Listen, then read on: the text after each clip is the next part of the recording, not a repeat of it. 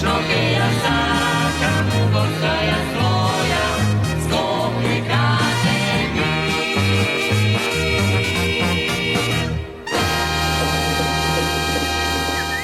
Градоначалникот на град Скопје Орце Ѓоргиевски денеска порача дека сеќавањето на 7144 македонски евреи кои биле депортирани во логорот Треблинка останува трајна обврска за градот и државата. Тој истакна дека на овој ден со тешко срце се оддава почит на сограѓаните кои биле насилно одземени од своите домови, семејства и од своето Скопје и испратени кон сигурна смрт во логорот на смртта. Според Ѓоргиевски, трагедијата на Холокаустот е болна страница од историјата која се уште живее во колективното сеќавање на градот. Тој нагласи дека депортираните евреи биле соседи, пријатели и еснафи, кои со својата работа, култура и дух придонеле за развојот и животот на Скопје. Нивното исчезнување оставило тишина која трае со децении. Градоначалникот посочи дека трагедијата представува вечна опомена за човештвото. Подсетник колку далеко може да оди човекот кога омразата станува идеологија, а злото политика. Тој додаде дека должност на сегашните и идните генерации е да ја зачуваат вистината и да не дозволат ваквите трагедии никогаш повеќе да се повторат. Скопје никогаш нема да ги заборави своите сограѓани. Нека е вечен споменот на сите жртви, порача Ѓоргиевски во својата објава. Градоначалничката на општина Кисела Вода Бети Стаменковска Драјковска информираше дека започнало пролетното уредување на општината со активности за средување на нараснатата трева и уредување на јавните површини низ сите населби и населени места. Како што посочи таа, преку секторот за местна самоуправа веќе се започнати теренските активности, а акцијата ќе се одвива секојдневно во текот на целата сезона. За реализација на активностите е ангажиран тим од 20 обучени сезонски работници.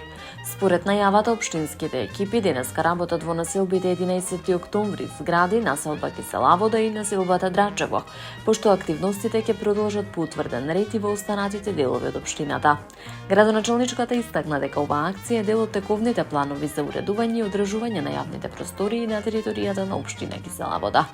Таа порача дека општината ќе продолжи посветено да работи на подобрување на изгледот и квалитетот на јавните површини, со цел создавање поуредена и поубава средина за граѓаните.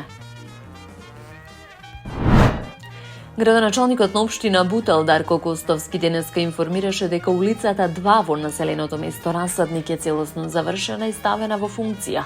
Според него улицата е реконструирана во најбрз можен рок со должина од 250 метри и површина од 1000 квадратни метри. Костовски истакна дека ова е дел од градежната офанзива на општината и дека се реализираат ветувања кон граѓаните. Најави дека наскоро во истото населено место ќе се реконструираат и улиците Ангел Мојсковски, Александар Грличков и Љубинка Басотова. Градоначалникот додаде дека инвестициите и градежните активности се насочени кон делови од општината каде што во изминатите децении немало интерес за развој. Порача дека со заедничка посветеност се гради модерна и подобра општина Бутел, како место за квалитетно живење. Градоначалникот на општина Аеродром Дејан Митевски денеска објави дека започнала реконструкцијата на јавните пешачки површини кај трговскиот центар Три бисери, една од најфреквентните точки во општината, која секојдневно ја користат голем број жители. Проектот се однесува на уредување на околу 4000 квадратни метри јавен простор на потегот покрај булеварот Јане Сандански од зграда број 7 до зграда број 11. Старите и дотраени павер елементи ќе бидат заменети со нови, современи, со што просторот ќе добие модерен, уреден и безбеден изглед. Митевски истакна дека оваа инвестиција во вредност од 17,2 милиони динари се реализира со поддршка од владата и представува значаен чекор кон системско подобрување на инфраструктурата и урбаниот изглед на општината. Нагласи дека проектот ќе овозможи поголема безбедност и поквалитетен јавен простор за жителите и за посетителите на трговскиот центар. Градоначалникот порача дека општина Аеродром ќе продолжи посветено да инвестира во инфраструктурни проекти кои го подобруваат секојдневието на граѓаните и го разубавуваат урбаното лице на општината. Градоначалникот на општина Центар Горан Герасимовски информираше дека општината ја започнала редовната пролетна дератизација на целата низина територија. Во рамки на акцијата се третираат околу 2000 шахти каде се поставуваат специјални мамци за контрола и уништување на глодари. Герасимовски истакна дека активноста се спроведува 2 пати годишно во пролет и есен како превентивна мерка за намалување на штетниците и заштита на јавното здравје. Препаратот што се користи е селективен и сертифициран од овластен производител, посочи градоначалникот во објавата на Facebook, нагласувајќи дека мерката е безбедна за граѓаните и околината.